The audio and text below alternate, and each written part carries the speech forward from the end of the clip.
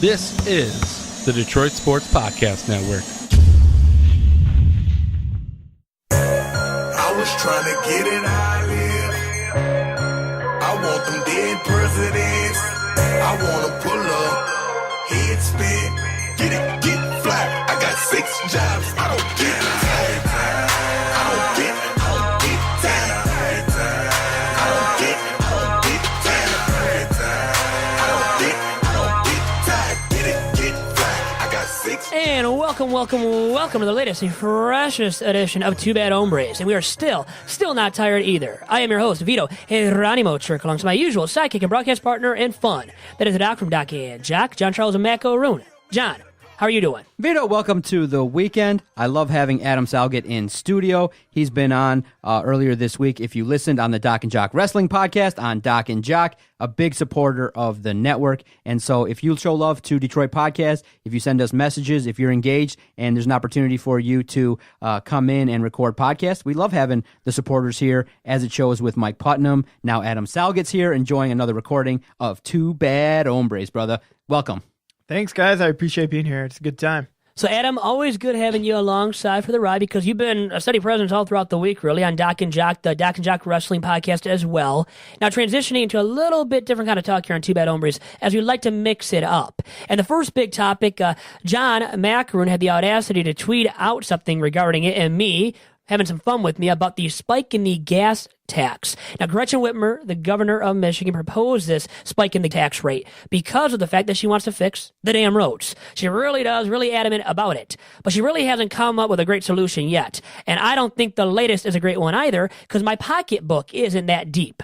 My pockets aren't that deep, I guess I'll say too. So, with that being said, what do we all have to say about that? And I'll go to you first, John Macaroon. I just laughed at first because I really don't think it's going to pass. I think it's one of those situations where she threw out 45 cents, maybe with the hope they'll negotiate down to 30 cents. But according to her, it's going to raise $2 billion to fix the roads. And I guess it leads to the discussion, and one that we will continue to have, because I think it's important to ask these kind of questions now that I'm about to be 40 years old. I guess the thing that we got to kind of look at is, how does stuff get paid for? How does the government pay for shit? Like, obviously they have budgets and they allocate it, but it just kind of always seems like, let's say, for example, they allocate $1 million for school, and it just kind of seems like the schools need $4 million. So in the end, where are our tax dollars going that we are paying in? I think that sometimes it's poo-pooed when you ask that question. It's kind of like, John, stop asking those questions. Just pay your 20% and try to find a way to save money, and just pay your money and don't ask where it's going. Because when you really take a deep dive and a deep look at, one, where's this money coming from? Two, where's it going? I just feel like there's a lot of mismanagement that's going on where you could say, oh, okay, so, you raise $1 billion, but only $400 million goes to the roads. And the other $600 goes to what? Lining your pockets, administrative fees, going into, charitable organizations that some people run. I just think that it's important for us to kind of seek out those smart people to figure out, how the hell does the government pay for shit? Because you're hearing cities go bankrupt. You're seeing that, especially in Detroit, city services are not that good. I damn well know Vito and Adam here don't want to pay 45 cents more, especially when the last regime upped it a little bit. So it's a situation in which, for me, I'll be honest, if they do it, if it's 45 cents, I have no problem. I'm not paying it. Oh, you're not moving to Canada? I thought you might just move to Canada. No. Or evade tax evasion, No. right? You're going to do some of that or what? This is what will happen. I will put my ass on a bike, and I'll ride the 18 miles to come to work. The first 2 weeks that it happens, you will see me on a bike. I figure it takes me 20 minutes. If it takes me 45 to an hour to ride my bike, I could lose the weight. And I'll say screw that. You know what? I'll take a motorized vehicle, or I'll take I'll find a way to do it cheaper, but I will not drive a car if they tax me that much. That's not right. And look, to be honest, if this is the situation and we got to deal with crappy roads, I know it hits people in terms of, blown out tires and axles and shit like that. Screw it. Let it be. Just use what you can, patch up a couple areas. Let's just do the best that we can, because I'm not having my guy Vito not come here and tell me, look, Doc, I'm sorry. Call me up, text me. Look, man, I can't come. A guy like Adam definitely is not going to drive 2 hours here to record and help a brother out if Gretchen Whitmer is going to, tax. And did you guys see the video? They put out that Bill Schuette called her out on it in the debates. He said, if you vote for Gretchen, she's going to raise your tax 20 cents. And she's like, no. And it just goes to show you, politicians lie, and they just do whatever they can to get elected. Now she wants to put the costs on the people, and I think the people are pissed off. They don't want to pay more taxes. Well, what you can do for me if you want me to keep coming into the studio is you pay me more money. Let's negotiate a pay rate right now, an increase in that. So if there's a spike in the gas tax rate of 45 cents or so, well, I'm still going to come in if you increase my pay scale too, which I think should be happening very, very soon here. Okay, so This took a turn. That took a turn. For the worse? I don't know. So the scenario is you will continue to come if I pay you a little bit more. So I got to find a way to not only generate more revenue, I got to find a way to cover the gas tax and pay you more. So that means you, Vito, a man of the people, want to then in turn put more costs on the people, because what's going to happen is, those people that support us via our platform and via PayPal, instead of, the $1 support or $5 support, we're going to have to tax guys like Adam here, our guest, $5 and $10 and give it back to the listeners. So that's the kind of selfish man you are, is you want to put the cost back on the listeners that made you the person you are? I love the people. Selfish. I'm a human being myself, so I love human beings as well, okay? I think Adam has something to say regarding this, though, as well. So you've touched on this a little bit, the idea of like, if the gas prices go up, now you got to pay your employee more potentially. I mean, you're kind of doing it in a bit of a farce, but I've had that thought. What happens to our food prices? Because, trucks are, spending more money, and now all of that. So what is I don't have the answer to this, but I'm really curious. What are the other things that are going to be affected by a potential gas price? Because if we just did gas, and you're telling me it's roughly, I heard it's like $6 a fill up on a 15-gallon tank. So, $200 some a year for someone who drives 15,000 miles. That's kind of the math works out. Well, obviously the owners will then give the cost back to the citizens again. So basically you're getting double taxed. Well, So Vito, look what Vito's solution is. Pay me more money and then charge. I deserve it. And charge, Come on. and charge the listeners more to do the same thing they've always done. So this is why this type of leadership is bogus. Guess what? With climate change, I'm going to bring up climate change now and throw that into the equation here. In Michigan, with that being the case, because it's just ever changing the climate, you never know how bad it's going to get here. Yeah. Weather condition wise, in the winter when it snows, it's freezing cold, the temps affect the roads. The snow affects the roads big time, even bigger than just the temps, right, from my knowledge. So with all that being said, if there continues to be these big snowfalls and freezing temps that are below zero, it doesn't matter how much money you put into fixing the damn roads, as Gretchen Whitmer said herself, there won't be an extremely effective solution then. So that's how I view it, which is the negative, the pessimistic point of view on all of this, because I'm all for fixing the roads myself, but I don't think there is going to be a great solution anyways, out of any politician. I don't care how smart he or she is.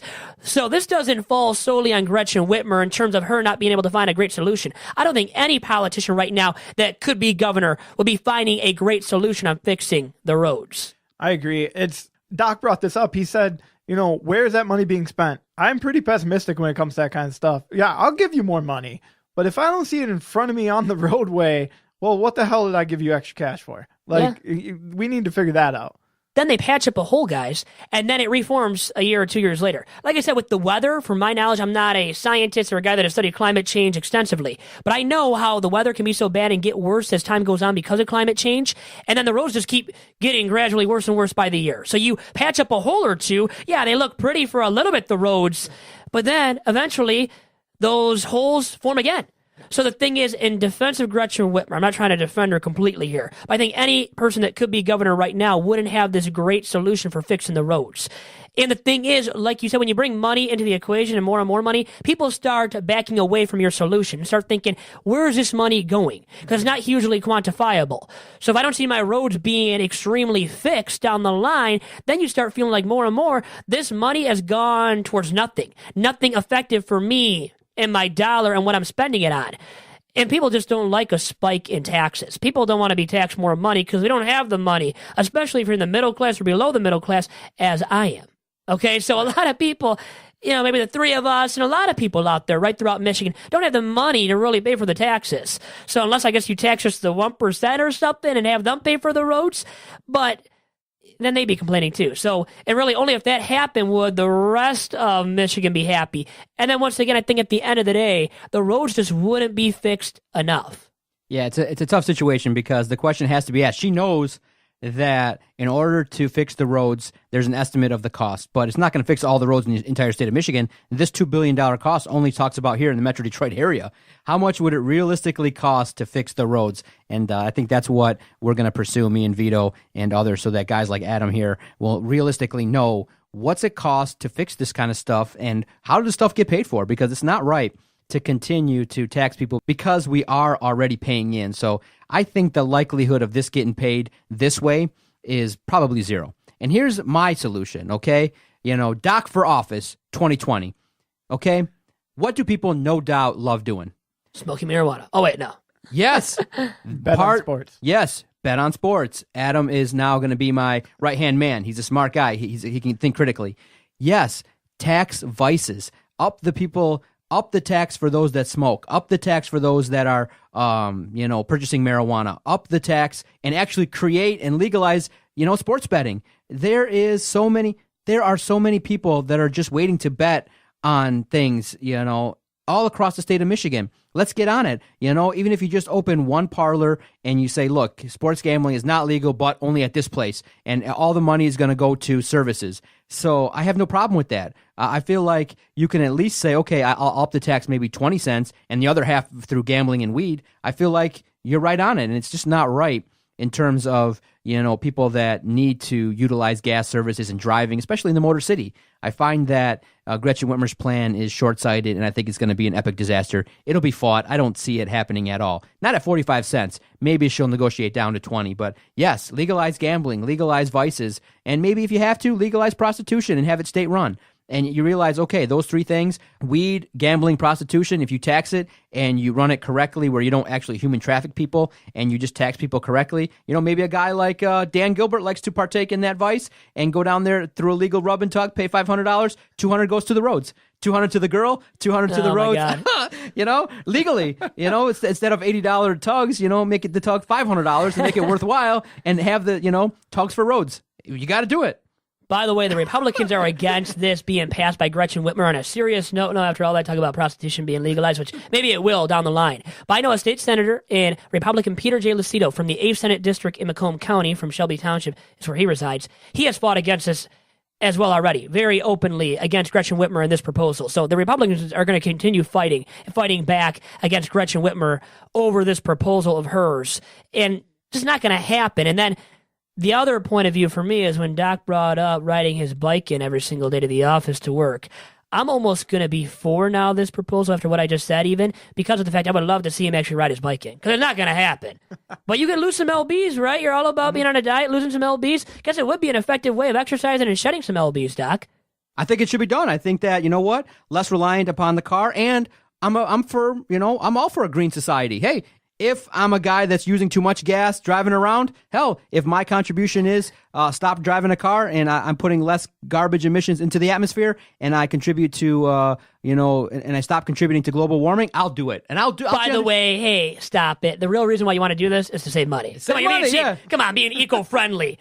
Don't give us that BS, Doc. And I think a lot of people would try to spin it that way. Come on, you want to save some bucks. And I get it would become pricey, so I don't think people would really follow through on riding their bikes in. It'd be hilarious to see it happen, though, Adam.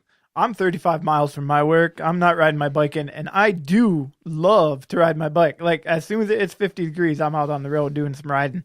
But I'm not riding to work 35 miles, 60, basically 65 a day. That ain't happening. No, and right now in Michigan, it's just too darn cold. Oh, hell no. You know what, regardless of whether or not you want to save some money, when it's as freezing cold as it is right now in Michigan, people aren't riding their bikes anywhere. I don't care how close you are to your work or to where you want to get to.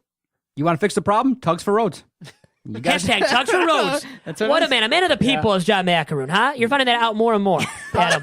Pot for potholes is what I've heard, but not tugs for roads. Or pot for roads. Roads, I mean, you could do that. Or tugs for roads. Yeah, a lot of proposals we're just throwing out there right now. We're not even politicians, but we're trying to be wise, and it might be more wisecracks out of us right now. All right, Vito, what else is on the docket? So after all of that, how about on a serious note now, once again, Luke Perry passing away at the age of 52, suffering a stroke. And it's brought some more widespread awareness of the fact that people who are even middle-aged and even younger than Luke Perry passing away at 52 can suffer from a stroke. And obviously the severe repercussions of that can be death.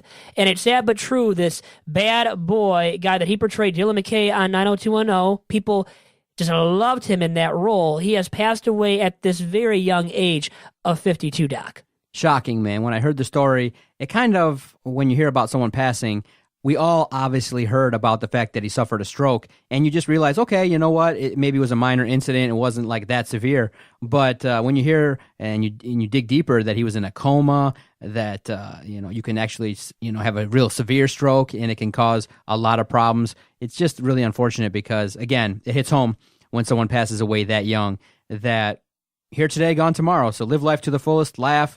Don't get offended too easily, and really surround yourself with quality people and have a good time in life, because you never know. Tomorrow, something awful could happen. So I really take that to heart. I was a big fan of 90210, and that story, which is so devastating and shocking, comes on the heels of the big announcement that excited a lot of us in our mid-30s and early 40s, that 90210 was going to come back for a 6-episode run this summer. It was going to be cool. It kind of brought back our young adolescents when the show like 90210 had come back, and it's just tragic. It's unfortunate. I'm bummed out to hear stuff like that, but in the end, you really got to look at taking care of yourself, not smoking, really watching what you eat. Maybe if you're, prone to stop into that Taco Bell or McDonald's or Burger King. Yeah, Johnny, exactly. I'm going to have to take a serious look at it. I might have to start riding my bike just voluntarily for my health. There we go. Exactly. So it just makes you really appreciate life and enjoy the days that you have. And like you said, so Beverly Hills 90210 was coming back for the 6-episode arc during the summer. Everybody was looking forward to it. Now, Luke Perry and Shannon Doherty hadn't signed on for the 6 episodes in the summer, but you would have had to have believed that he would have been appearing in some facet. Now, will they portray his death? Will they write that into the series now? Because I guess they very well could, and we'll see about that, Adam, moving forward. Now, I don't know if you're a fan of Luke Perry or not. I was going to ask, were you a fan of 90210, Luke Perry, back in the day? Because you're in our wheelhouse. You're my age. I'm 35, yeah. So hey, come on. Hey, don't make him as old as you, John. Come on. I remember 90210. I didn't really watch that show religiously or anything. Honestly, what I remember Luke Perry in is 8 Seconds, when he was a bull rider. See, I don't know that. Yeah. Before my time. When was that movie out? Oh, probably in that 90210 in the 10-year period? days, Okay, yeah. so mid-90s or something? What was that movie about? He was a bull rider. So 8 seconds staying on a bull, like how long, that's their goal always, which is insane. I wouldn't even do that for 1 second. That's crazy. Yeah, and he was recently back on a TV show. He was acting. Riverdale on CW, yes, okay, as the CW. father of this big character, the main character in that show. And his wife in the series was Molly Ringwald. So two childhood actors, right? Big time actors when they were younger, now portraying adults and parents in this big series on the CW, which was kind of like a young up and coming series about young people, some people that are teenagers and whatnot got into this series. Yeah, it's difficult for Vito because he's not so, enthralled by actors and things like that. But I know he has to look up to everybody just because he has to. But for me... Oh, wait, time out. Did I catch that? Right? For me, I looked up to Luke Perry because, for me, I've always been shorter in stature. I've been a little bit husky. And so I wasn't, a sex symbol in my early 20s. Yeah, because he got girls, he didn't get girls. So you kind of looked up to him, wish you were him, and that kind of deal, right? Exactly. Yeah. Unlike you, like I said, you have to look up to everybody. Yeah. So it doesn't make, too much of a difference for you. So I look at it and I go, you know what, man? That was a guy that was cool. He was the epitome of cool back then. And he was on 90210 in that show. He was getting all the girls. Yeah. And he was a sex symbol. And so obviously, as a young man, you're like, man, what would it be like, living in Hollywood or living your life being Luke Perry at that time? Because we all think about it. I mean, not often, but you wonder, like, I think a lot of guys' fantasy is to spend like a summer being George Clooney or Luke Perry or That'd Brad be fun. Pitt. Yeah, I'll That'd take be that. great, Can I get that in 2019? Come on, can I order that on the menu? If Gretchen Whitmer would stop taking money out of Vito's pocket, he could pay for a date. Yeah, I could actually have a nice date for once. But it just goes costs money. Yeah, it goes to show you got to appreciate life, and you have to not take it for granted, and realize you got to, they say the signs are monitor your blood pressure. Don't do things like smoking. Pay attention. Know the signs. If you start to all of a sudden have trouble speaking, or you feel droopiness in your face, or all of a sudden body weakness, don't be a tough guy. Right away address it. But actually, with the right medications and getting to the hospital super quick, you can stop the effects of a stroke. Yep. So that's why, as men, I always tell people, look, go get your physical, pay attention to your blood pressure, easy on things that raise your blood pressure and things like that. And sometimes, unfortunately, some people are unlucky with genetics and they're prone to have high blood pressure and they got to take medicine and stuff like that. So R.I.P. Luke Perry. It sucked. It was devastating to hear that story. Live life to the fullest, like you said. Everybody can say that. Now, when you look at a case like that, a man dying at 52 years young, as I like to spin it. But also, I think it brings up the negative connotation attached to men and getting physicals and going to the doctor, right? And getting yourself checked out to make yourself aware of maybe you having some symptoms of something that could lead to a stroke eventually. Yeah, absolutely. And I deal with a physical disability myself, and so I know the importance of kind of staying on that. And, through my early years, I had to learn when is the right time. And I've also had, two good friends, their fathers suffer from strokes. So I've seen what can happen and how that gets played out, and it's really hard. It's really difficult to go through. It's important to stay on top of your health as much as you can. No one wants to give in all of their fun, quote unquote. You don't want to pass on the beer and you don't want to pass on the good food and the cheesecake. Oh my God. But you got to keep moderation's key, and that's just important. And it's nice you guys are even talking about this. I'll admit it. I mean, as a young guy, I'm only 25, much younger than John. He's an old dude. I'm 50 or 60 or something. For me, even I've got to probably realize more and more myself that I should be getting myself checked out for certain things when I feel something wrong. The thing is, I say all that, and still, even after this, case of Luke Perry passing away, and guys that are younger, much younger than that too, even, I'm probably not going to actually rectify the issue. And that's the poor thing. A lot of people will talk, and I could talk right now and tell you I'm going to go to the doctor tomorrow or, start going once a month, but we just don't go as guys. Or women I know are more likely for their lady issues and whatnot too. Yeah, definitely. Take care of your health. Don't be scared of the doctor, and definitely, live life to the fullest, but in moderation. Instead of having the whole, slice of cheesecake, have a bite. Or the whole pizza, John. I mean, I don't know. Exactly. Have you taken out a whole large pizza in your past? Probably in college, right? I have. Who hasn't? How about you, Adam? You haven't? I'm trying to watch my figure for the Olympics. Yeah, but what? I'm watching my figure for the Olympics. I'm going to the Olympics one day, man. I don't know what to do. But anyway, so that being said, let's take a quick commercial break here on this episode of Two Bad Hombres. Always want to thank the sponsors that help keep this podcast on the air, and especially Two Bad Hombres. I want to thank the Detroit Sports Commission and the Legacy Football Organization. The Detroit Sports Commission, which you have Marty Dobeck there. Chris Smith is the director of the Detroit Sports Commission. You can check out all of their events they're hosting in 2019 and beyond at DetroitSports.org. Then there's also Legacy Football, which was founded in 2009. It is the premier off-season development program in the state of Michigan, in the Midwest, and in the entire country. It provides unique platforms for student-athletes both on and off the football field through community service, social awareness, education, and football. And it features a staff of many prominent former collegiate stars and NFL players, including legendary Lions wide receiver Herman Moore, and also a past guest of Two Bad Hombres and former MSU All-American linebacker Greg Jones. Now, to find out more about Legacy Football and all of the events they are hosting in 2019 and beyond, please contact National Director of Football Ops, Justin Sassante, or go online to legacyfootballorg.com. And back here on Two Bad Hombres, Doc, with Adam Salgat also in store here in studio this week. And Doc, you had mentioned that you had watched a Michael Jackson documentary very recently, and it it did feature a lot about child molestation and those allegations of him molesting children when he was alive. Leaving Neverland, if you do commit to the 4 hours, it leaves you scarred, okay? Because it's a first-hand account from these individuals, from two people that were involved with Michael Jackson, one a former dancer, and I can't recall the relationship with the other young man, but it talks about, in detail, and they discuss the acts in general. And it's not just acts that you would think. It talks about other things, and it's in graphic detail. So if you watch it, viewer discretion, because it's really graphic. It's really a situation when you're watching it, you're just like, it makes it hard not to view Michael Jackson in a really terrible light if it actually happened. And it's one of those situations where this documentary, Leaving Neverland, is very controversial because there are people who are staunchly defending Michael Jackson. And we have to always remember that we have to say allegedly.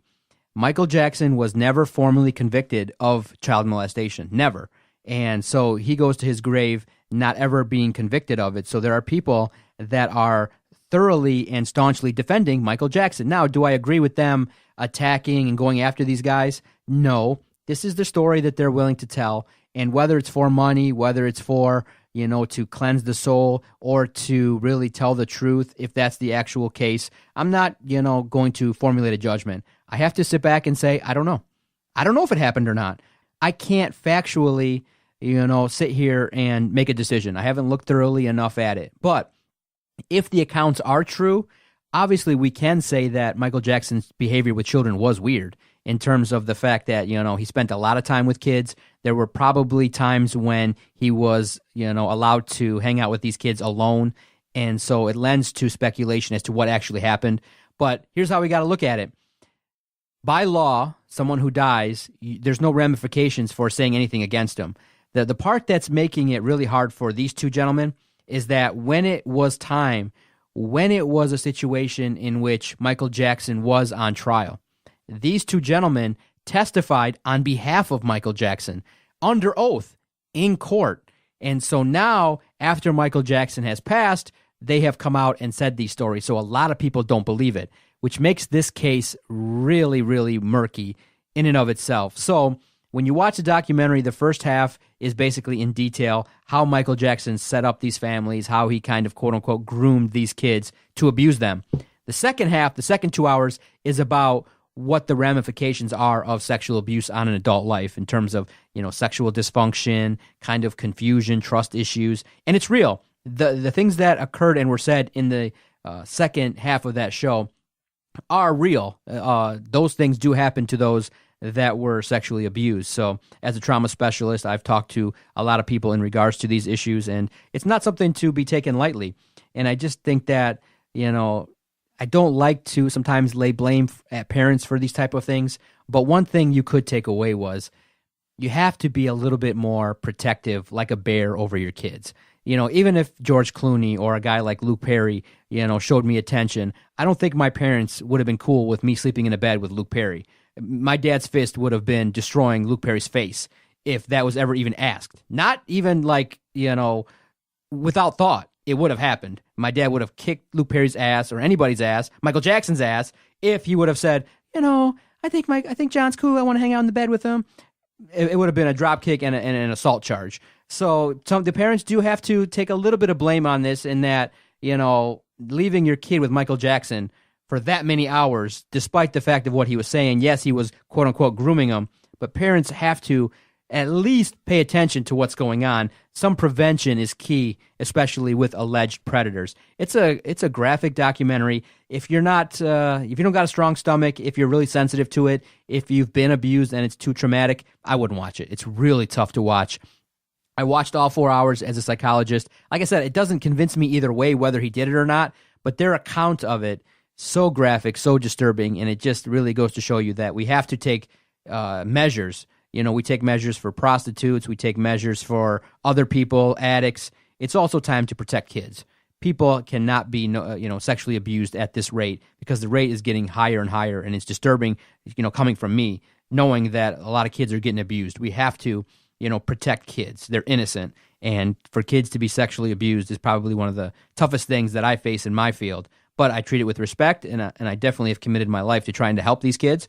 And if it doesn't happen, that's the best measure. If they can live a great childhood, that sets people up for the ability to have a great life. It's just a tough documentary to watch. HBO's taking a lot of flack for it. They're getting sued by the family members saying, hey, don't air this documentary, because here's the other tough part, too, about documentaries. Documentaries don't have to be fact-based. It can be. You can paint a narrative by just saying, I want to interview these two people only, and put it out there. You don't have to interview the family. You don't have to. Just remember this, guys, and hopefully you're getting information from this. Documentaries don't have to be presenting both sides.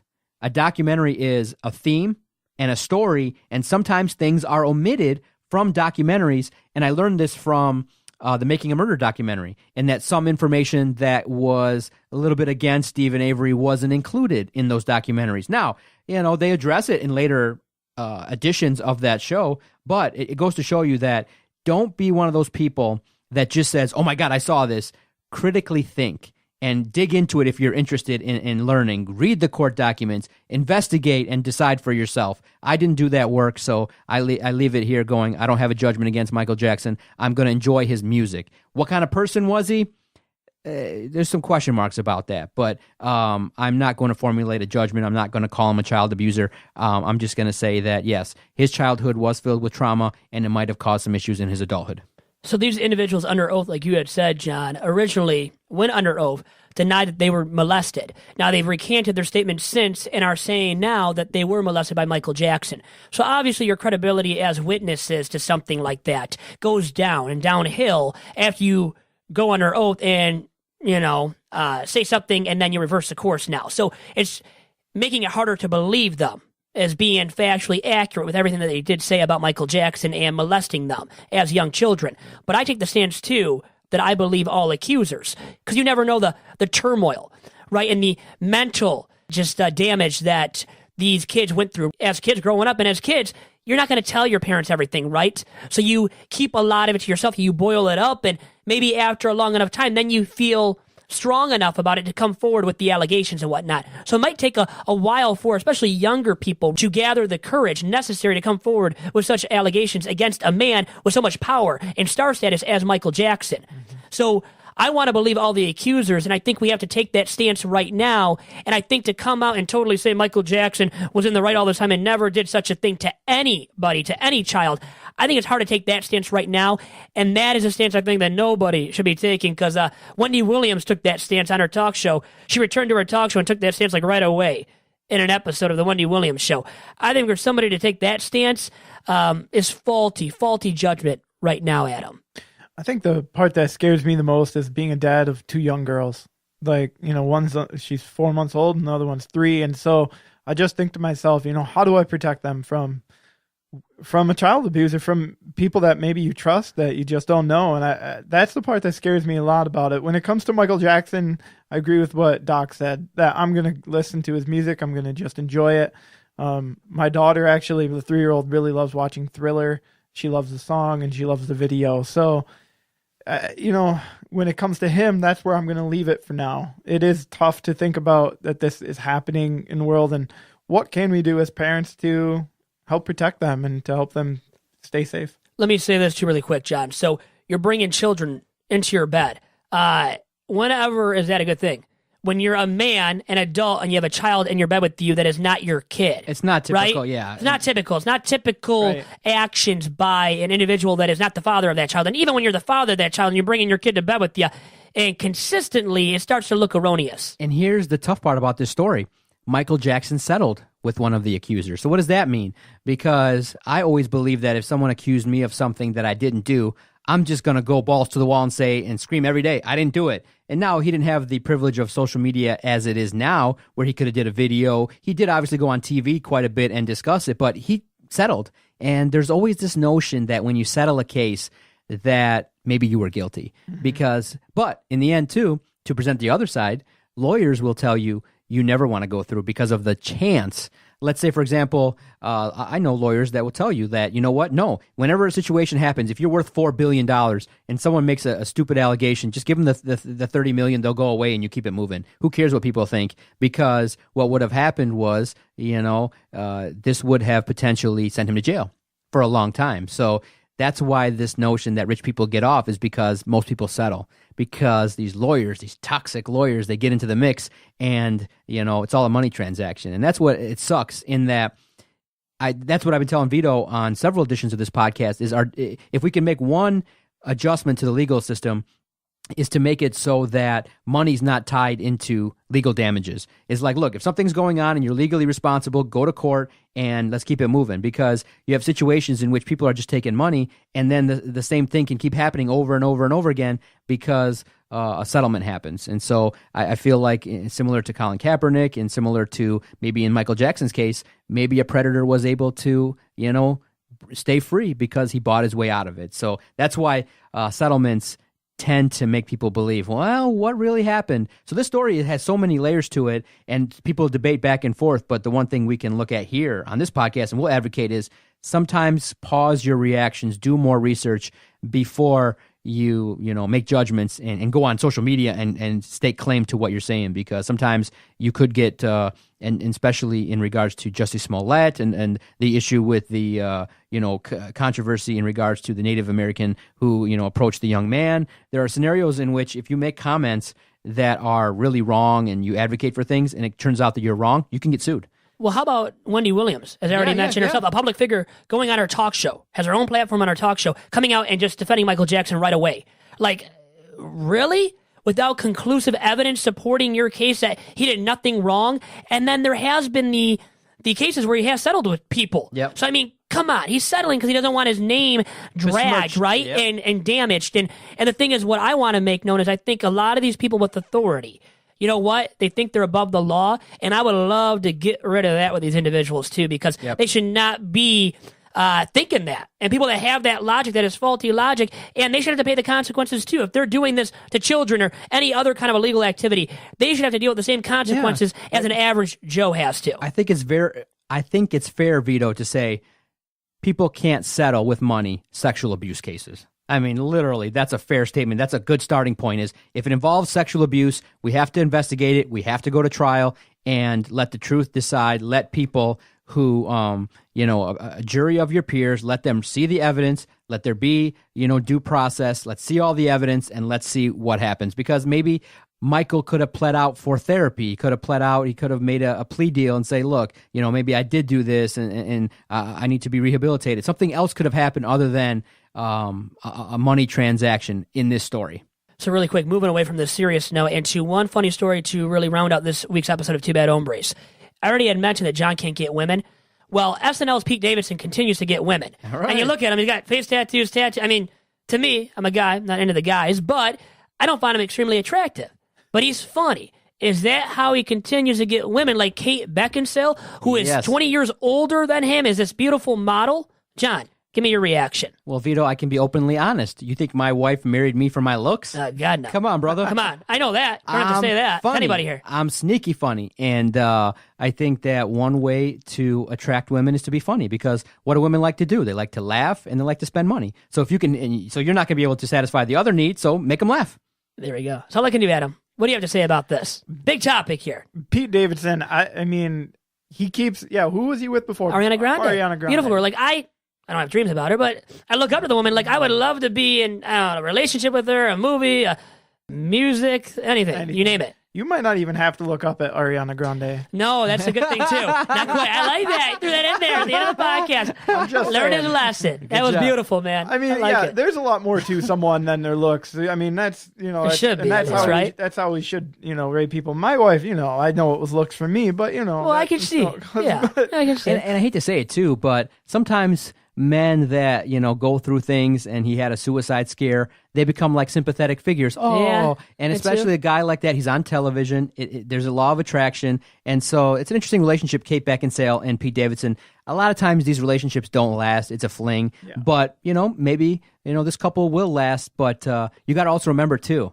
okay, human nature. And it's lucky too, Adam, you get to experience psychological insight, okay? And I am an expert on people, okay? Expert. Self-proclaimed expert. I'm listening. Let me lay this down, okay? So Pete Davidson has been with Ariana Grande. So another woman comes up after him and is like, what does he have? What is it about him that it was able to land? Because he's not that obviously good looking. What was it about him that landed Ariana Grande? So when you start, attaching names like that, if Vito started dating if Vito started dating Kate Upton, started dating models, people would be like, what has he got down there? And they'd be curious. So I could just tell you too. But anyway, exactly. So when you start racking up big names, other women start going, oh, what has he got going on? So they become curious. And so he's able to land a lady like Kate Beckinsale. Now he's got Kate Beckinsale and Ariana Grande.